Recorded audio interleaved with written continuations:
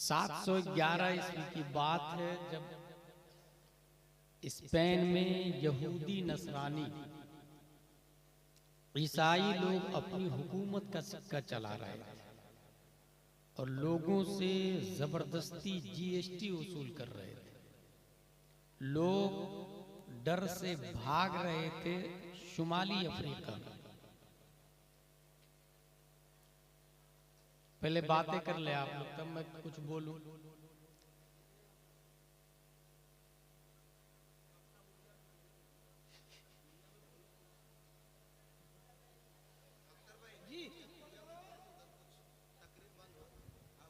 अरे आप लोग खामोश रहिए, दया करी आपण माने चुप बसतु।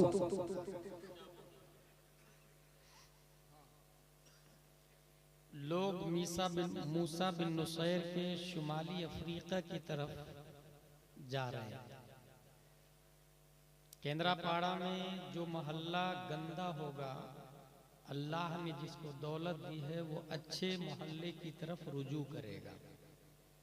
उड़ीसा का जो गांव बुरा होगा, अल्लाह जिसे तौफीक देगा वो धामनगर की तरफ रुजू करेगा। ये इंसान की फितरत है। इब्तिदाई आफरीनश में इंसान दरियाओं के किनारों में रहना पसंद फरमाता। उसकी वजह ये थी कि पानी से वो फसलें भी निकालता, नहाता भी था। इसलिए दरियाए नील के किनारे आबादी का पता मिलता है, दरियाए दजला के किनारे आबादी का पता मिलता है। जहाँ क्लाइमेट्स और माहौल लोग अच्छे होंगे, इंसान उसकी तरफ माइल होगा। शायद आप लोग को नहीं पता हो, जहाँ अभी मक्का मदीना है वहाँ कोई आबादी नहीं थी।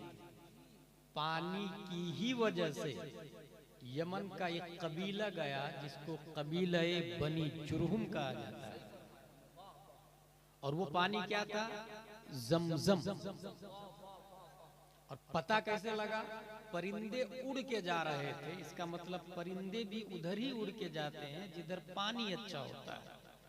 परिंदों को देखकर लोग भी वहां पहुंचे, और उसी कबीले में हजरत इस्माइल अलैहिस्सलाम की शादी भी हुई, और वहीं से अरब का एक वजूद बनता है।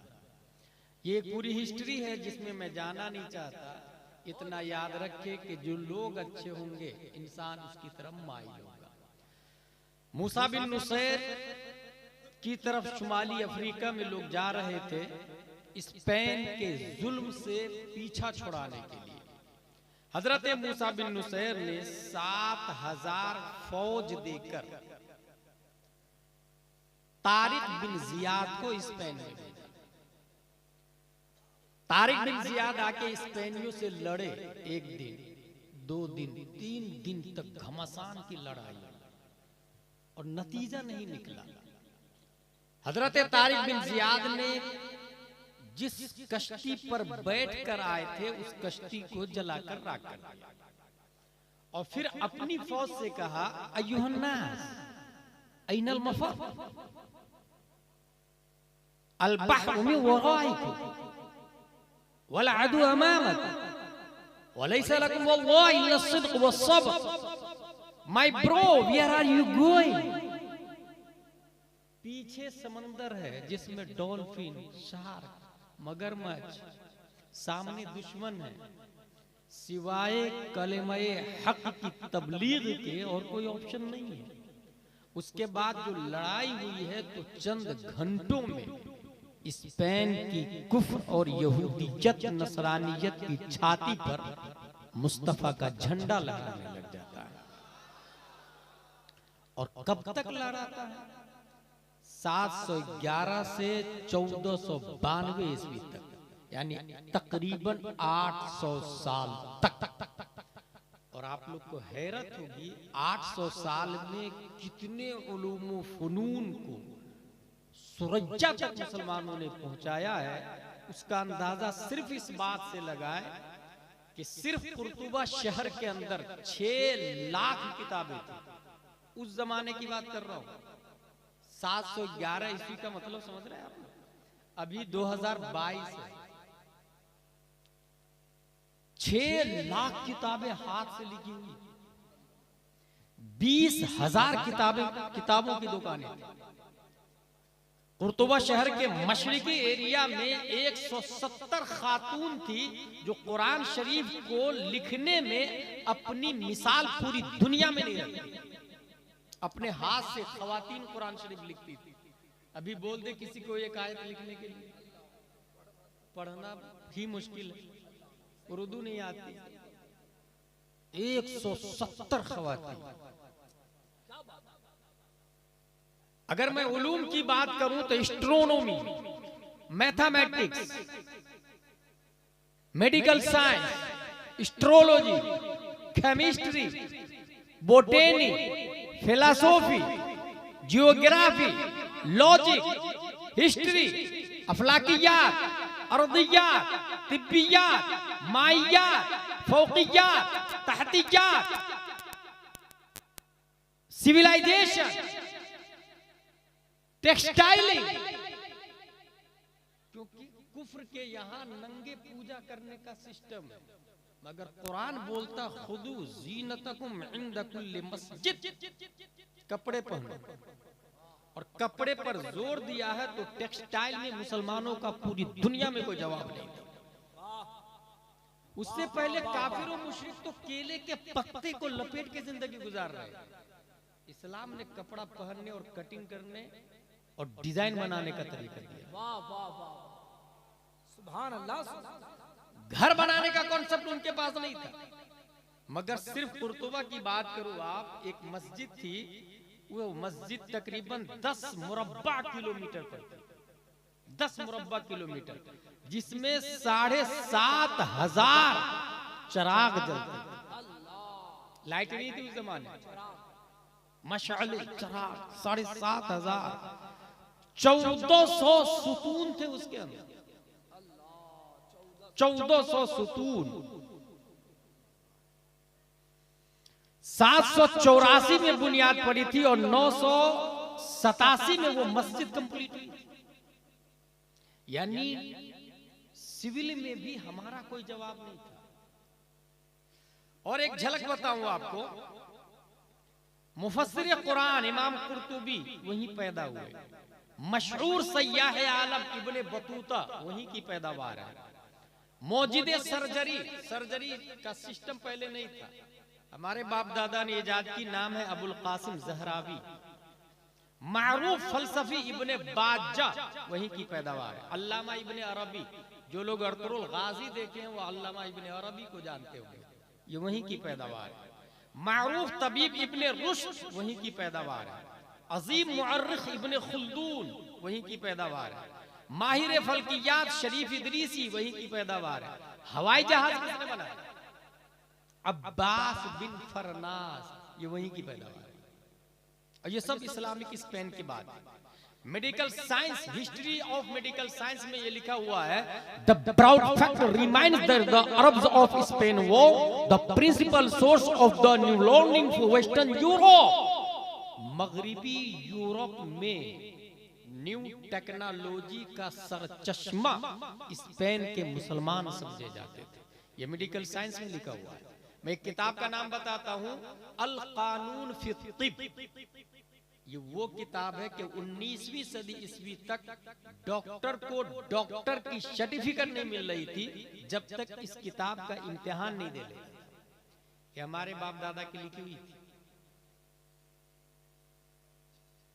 शबाब पर, मगर 800 साल इस्लामी हुकूमत स्पेन से खत्म कैसे हो गई, ये काबिल गौर पहलू है दो बंदा के अंदर।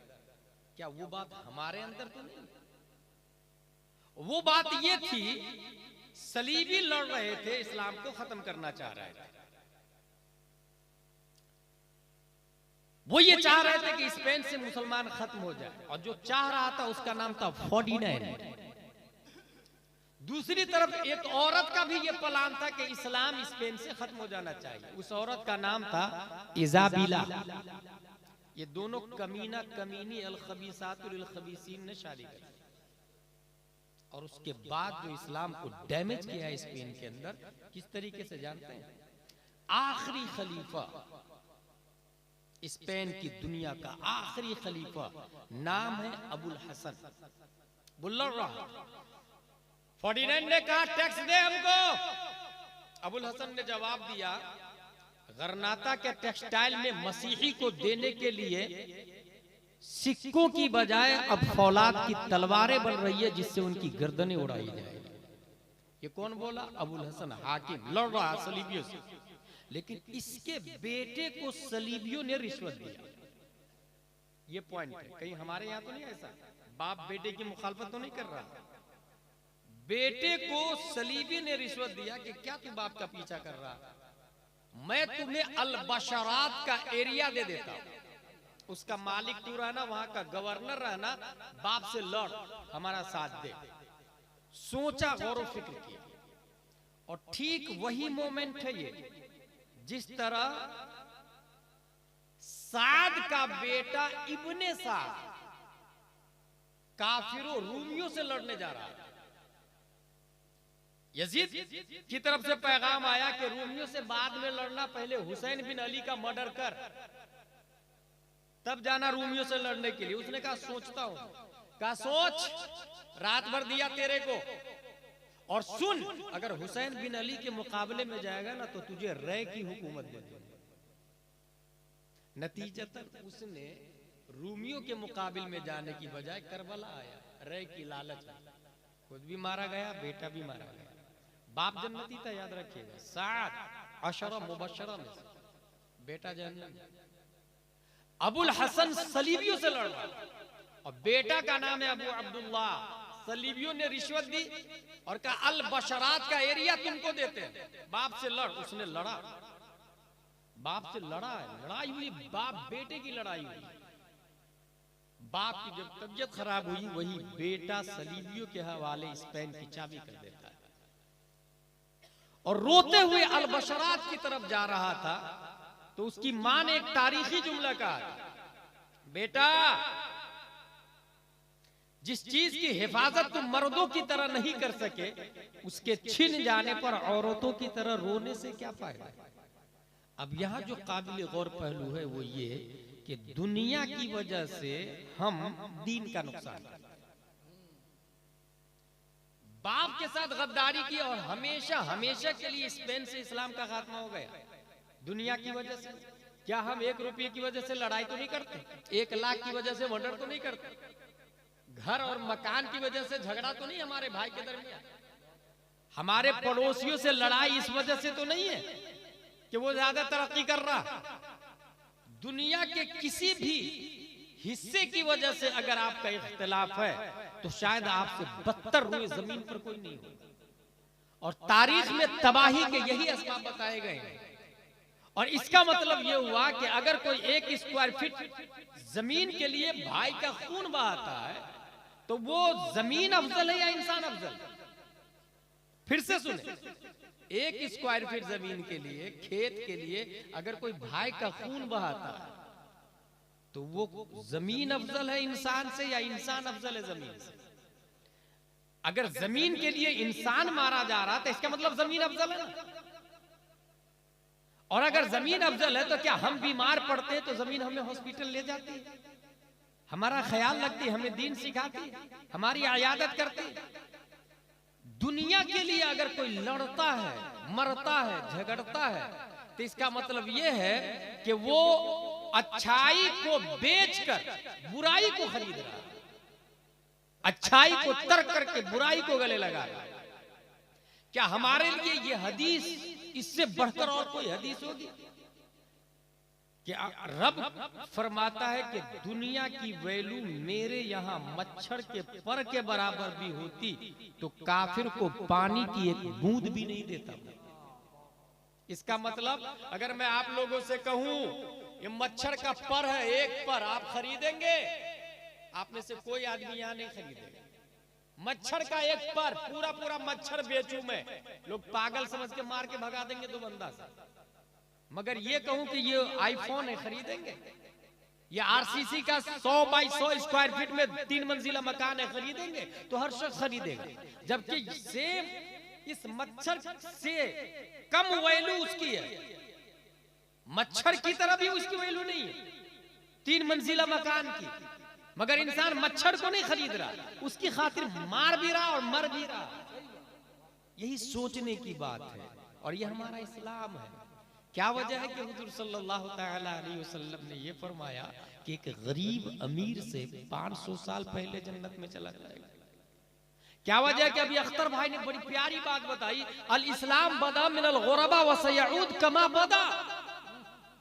गरीबी मुस्तफा जो मालिक के कुल है, अगर आप इशारा कर दे तो पहाड़ डायमंड में कन्वर्ट होके बारगाह मुस्तफा में आ जाए। अगर नबी इशारा फरमा दे तो समंदर हीरे जवाहरात में बदल के बारगाह मुस्तफा में हाजिर हो जाए।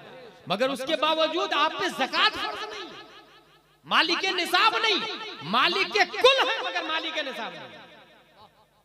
गौर करें जुमला पर, मालिक के कुल है मगर मालिक के निसाब नहीं, ताकि दुनिया को यह पता चल जाए कि अगर खुदा का हो जाओगे तो खुदाई आपकी हो जाएगी। और जो खुदाई की तरफ भागता है वो खुदा के करीब नहीं हो पाता। हजरत आपके यहाँ नहीं ठहरेंगे, फला साहब आपके यहाँ नहीं ठहरेंगे, फला साहब आपके यहाँ नहीं ठहरेंगे। तुमने ये मेरी बात नहीं मानी, तुमने मेरी ताजीब नहीं की, तुम मेरे लिए खड़ा नहीं हुआ, मेरे से दादागिरी की, मेरी तकरीर तौसीफ नहीं की। वला हौला वला कुव्वता इल्ला बिल्लाहिल अलिय्यिल अज़ीम। हर शख्स दूसरे से अच्छी बिल्डिंग बनाना चाह रहा है, दूसरे से ज्यादा गाड़ियां खरीदना चाह रहा है, और पढ़ने के लिए कंपटीशन कोई नहीं करता। ये कोई नहीं सोचता कि दो रकात नमाज पढ़ता, मैं 4 रकात पढ़ूंगा, तेरे से आगे बढ़ूंगा मैं। तू 4 रकात नमाज पढ़ता, मैं 8 रकात पढ़ूंगा। तू फज्र की पढ़ता, मैं फज्र और ज़ोहर भी पढ़ूंगा, असर मगरिब और इशा भी पढ़ूंगा। अगर दीन में कोई सबकत करता है कि तू दारुल उलूम मुजाहिदे मिल्लत में 1000 दिया, मैं 2000 दूंगा। तूने एक बेटे को आलिम बनाया, मैं 2 बेटे को आलिम बनाऊंगा। तूने 2 बेटे को बनाया, मैं 4 बेटे को आलिम बनाऊंगा। तूने आलिम दमाद किया, मैं भी तुझसे अच्छा आलिम दमाद और मुफ्ती दमाद करूंगा। अगर दीन में कोई कंपटीशन करता है तो वही मुजाहिदे मिल्लत के मिशन को आगे बढ़ाता है। जिंदाबाद, नारे तकबीर, नारे रिसालत, मसलके आला हजरत मुजाहिदे मिल्लत कॉन्फ्रेंस। कंपटीशन कर रहे हैं लेकिन दीन में कंपटीशन। मेरे भाई, दुनिया में कंपटीशन से ये बताए कोई गंदगी में फंसा हुआ तो दूसरा और कोई गंदगी में जाएगा, उससे भी बड़ी गंदगी में तीसरा जाएगा। मुर्दार मरा हुआ जानवर कोई खाता है? नहीं खाता। एक और बात यहां पे बता दूं जो बहुत कीमती बात है, वो बात यह है कि हम में से कुछ लोग हराम की कमाई का कमा कर, दूसरों की जमीन कब्जा करके, दूसरों का माल कब्जा करके फिर मस्जिद मदरसा में चंदा भी दे देते हैं, 11वीं शरीफ भी करवा लेते हैं। क्या ये सही है? और फिर ऊपर से हज भी कराते और ये कहते हैं कि हमारे सारे गुनाह माफ हो गए। क्या ये सही है? मेरे भाई, अगर कोई शख्स किसी की खेत में मेड़ खसका दिया है या घर बनाते समय न्यू दूसरी की जमीन में दबा के बनाया है, 1 हज नहीं 100 हज भी कर ले, वो वाला गुनाह नहीं माफ होने वाला। उसके लिए पहले बिल्डिंग तोड़ के वो 1-2 इंच जो जमीन पड़ोसी की जमीन लिए हुआ वो वापस करना पड़ेगा। इसी तरीके से दूसरे के खेत में मेड़ खसका के बनाया, आरी जिसको बोलते, दूसरी की जमीन में बना लिया है, 100 हज कर ले, वो गुनाह माफ नहीं होगा क्योंकि वो बंदे का हक है। ये ऐसे ही है जैसे कुआं के अंदर कुत्ता मरा हुआ। अब मसला पूछा जाएगा कि पानी कितना है। मुफ्ती साहब, कुत्ता मरा हुआ है, क्या करें? मुफ्ती साहब कहेंगे कुल पानी निकालो। ठीक है, कुल पानी निकाल के, कुल पानी कितना डोल है, इस सिलसिले में मुफ्ती की राय नहीं मानी जाए, पानी के इंजीनियर की राय मानी जाए। ये भी इस्लाम का हिस्सा सुन। अगर कपड़ा सिलाना हो तो मुफ्ती साहब की राय नहीं, मास्टर की राय मानी जाए। मकान बनाना हो तो मुफ्ती साहब की राय नहीं, इंजीनियर की राय मानी जाए। फिर दीन के मामले में नेता कैसे मसला बताने लग जाता है? फिर दीन के मामले में पैसे वाले क्यों इंटरफियर करते हैं जब वो के जाहिल होते हैं? एक इंजीनियर के मकान से भी गया गुजरा क्या दीन है? पान की दुकान वाला, होटल वाला, गांव का नेता, मस्जिद का मुतवल्ली, मदरसे का मुतवल्ली, वो कब से आलिम फाजिल मुफ्ती बन गया भाई? वो क्यों मसला बताने लग गया? मसला बताने के लिए दारुल उलूम मुजाहिद मिल्लत में दरसे निजामी करना पड़ता है। जो उस लाइन का एक्सपर्ट हो वही मसला बताएगा। कितना पानी है ये इंजीनियर की बात मोतबर होगी। इसलिए दीन में क्या हलाल क्या हराम, कौन हक पर कौन गलती पर, कौन पीर सही है कौन पीर बातिल है, कौन आलिम मसलक आला हजरत का वफादार है और कौन आलिम मसलक आला हजरत का गद्दार है, ये वही बताएगा जो दीन का आलिम होगा, फासिल होगा। एक आम आदमी के इंतखाब से उलमा नहीं बनाए जाते। ये दीन है, बासी चाहे अतफाल नहीं है। यहाँ वोटों से पीएम बनता है, लेकिन आलिम दीन वही होगा जिसे अल्लाह तबारक व तआला ने इल्म अता फरमाया होगा। और आलिम जिसे कहे हक वो हक है और जिसे कहे बातिल वो बातिल है। लाजवाब नारे तकबीर, नारे रिसालत, मसलके आला हजरत शेरे रज़ा उलमा अहले सुन्नत अल्लामा गुलाम जिलानी साहब। इंजीनियर साहब ने कहा कि 200 डोल पानी है, 200 डोल पानी निकालेंगे, कुआं पाक हो गया ना। अब आके मुफ्ती साहब से पूछेंगे हजरत कुआं पाक हो गया? मुफ्ती साहब कहेंगे वो जो मरा हुआ कुत्ता था उसको निकाला गया। हजरत वो तो आपने कहा नहीं था, कहा पहले उसको निकाल, उसको निकाल के फिर पूरा पानी निकाला जाएगा। यही मसला बहार शरीयत शरे विकाया हिदाया वगैरह में लिखा हुआ है। इसका मतलब ये हुआ कि अगर दिल में किसी का 2 रुपया लिया हुआ है और नहीं देने का इरादा है, 1 लाख लिखा हुआ है और नहीं देने का इरादा है, 1 इंच जमीन दबा ली है और मकान बना लिया है, मेढ़ खसका के दूसरे की जमीन पर बना लिया, अब लाख तौबा पे तौबा किया जाए, वो पाक नहीं होगा, वो नापाक ही रहेगा। पहले वो जमीन वापस करनी होगी।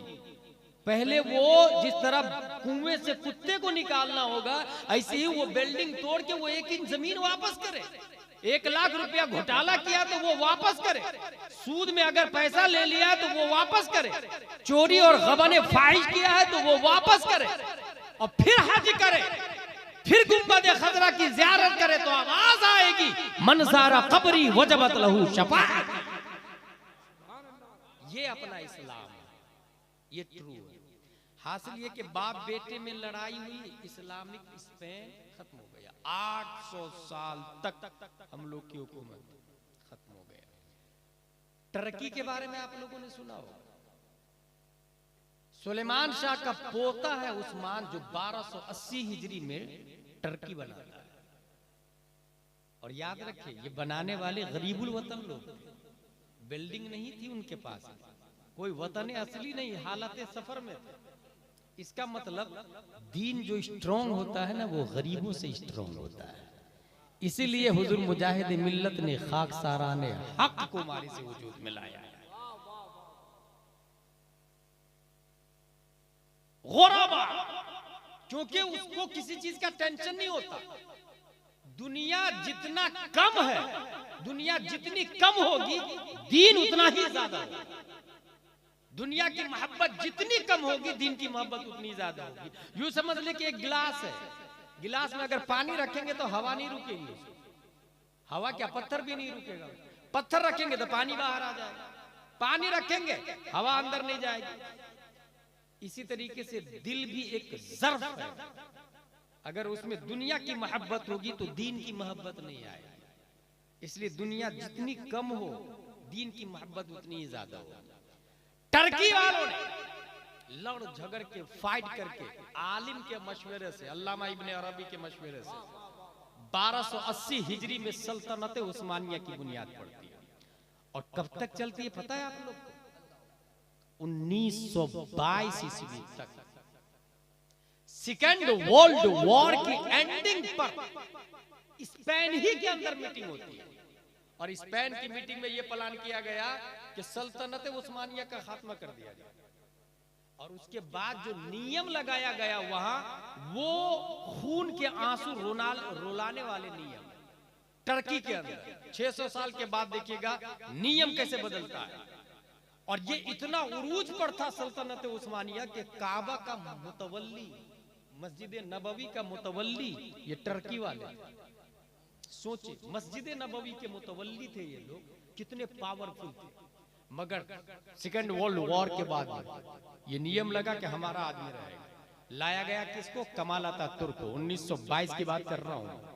और उसके बाद 9 कानून लगाए गए थे। नंबर 1, दस्तूर से सरकारी मजहब इस्लाम के शिक को खारिज कर दिया जाए। ये टर्की में ये कानून लगाया गया। नंबर 2, मुल्क भर में दीनी मदारिस और खानकाहों पर पाबंदी लगा दी जाए। ये क्यों लगी पाबंदी? क्योंकि मदरसा रहेगा तो मौलाना पैदा होगा, और मौलाना रहेगा तो दीन बचेगा, इसलिए मदरसों पे पाबंदी। खानका रहेगी तो पीर साहब बनेंगे, पीर साहब रहेंगे तो मुरीद बनेंगे, इसलिए खानकाहों पे पाबंदी। नंबर 3, गौर से सुनिएगा आप। नंबर 3, औरतों को तमाम मामलात में मर्दों के मुसावी करार दिया और पर्दा को कानूनन जुर्म करार दिया। गौर से सुने, आज जो बात करते हैं ना, औरत मर्द के बराबर है, ये प्लान उसी का है। इंडिया वाले बेवकूफों को पता ही नहीं किसके प्लान को डॉप कर रहा हो। ये प्लान हमारा नहीं है, ये सलीबियों का प्लान है, सलीबियों का प्लान है। औरत मर्द के बराबर है। मेरे भाई, मैं कहता हूं औरत मर्द के बराबर नहीं, बहुत सारे मामलात में मर्द से ज्यादा हिस्सा औरत को मिलता है इस्लाम में। और मैं तो ये भी कहता हूं कि औरतें नबी नहीं बनती, लेकिन नबियों की माएं बनती थी। औरत गौस नहीं बनती, लेकिन गौस को जन्म देती। इस्लाम में कितना बड़ा मकाम है ख्वातीन का, लेकिन हर मामलात में बराबर नहीं है। वरना निजाम में दुनिया दरहम बरहम। अब सोच ले, 10 फौज 10 लोग बॉर्डर पर है और 10 कंवारी लड़की भी बॉर्डर पर है, क्या निजाम दरहम बरहम नहीं होगा? इसलिए हर मामलात में नहीं। ये जो इक्वलिटी की बात कर रहा है ये सलीबी है। नंबर 4, यूरोपीय लिबास पहनना और नंगे सर रहना जरूरी करार दिया गया। यूरोपीय लिबास पहनना यानी अभी जितने लोग दुबंदा में पैंट शर्ट पहने हैं, कभी गौर किया ये किसका लिबास है? ये वही सल्तनत उस्मानिया को खत्म करके सलीबियों ने ये कानून लगाया था। कोई कुर्ता पजामा टोपी नहीं पहनेगा, सब यूरोपीय लिबास पहनेंगे, पैंट शर्ट, यूरोपीय लिबास। नंबर 5, पीरी मुरीदी ममनू करार दी गई और मजारों पर जाने और दुआएं मांगने पर पाबंदी लगा दी। नंबर 6, हिजरी तकवीम खत्म करके शमसी कैलेंडर राइज कर दिया गया। आज कितनी तारीख है सबको पता हो, 8 दिसंबर 2022।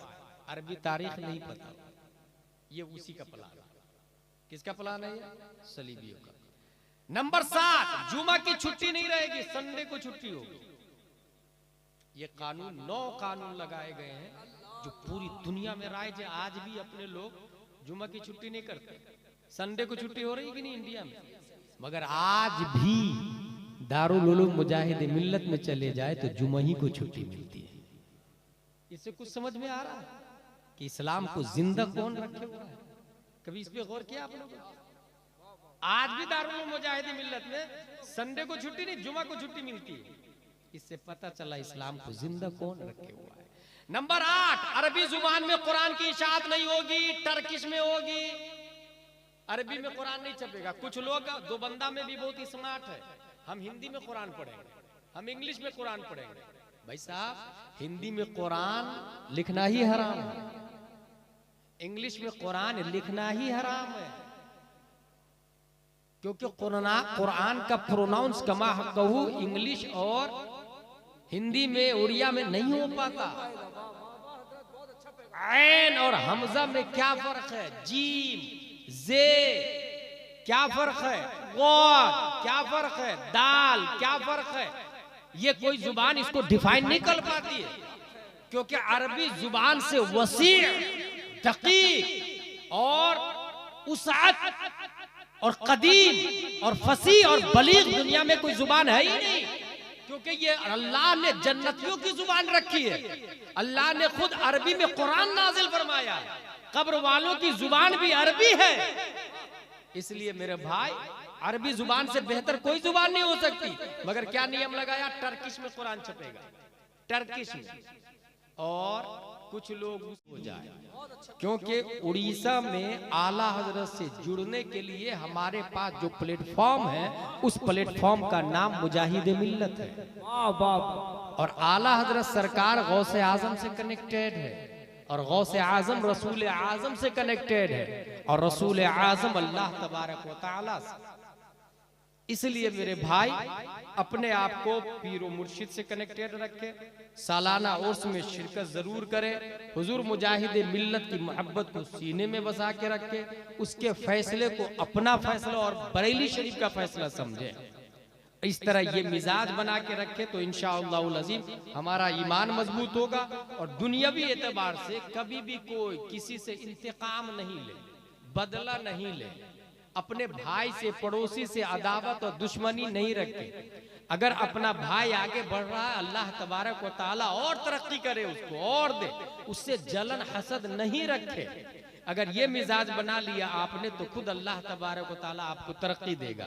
अल्लामा जलालुद्दीन रूमी ने बड़ी अच्छी बात कही, ये मेरी तकरीर का आखिरी पॉइंट है, वो ये है, चूं खुदा खाहत के पर्दा कस दरद, चू खुदा खाहत के पर्दा कस दरद, मैलश अंदर तानाए पाका बुरत। अल्लाह किसी को जलील करना चाहता है, अल्लाह किसी को जलील करना चाहता है तो बुजुर्गों की शान में उसकी जुबान लंबी हो जाती है।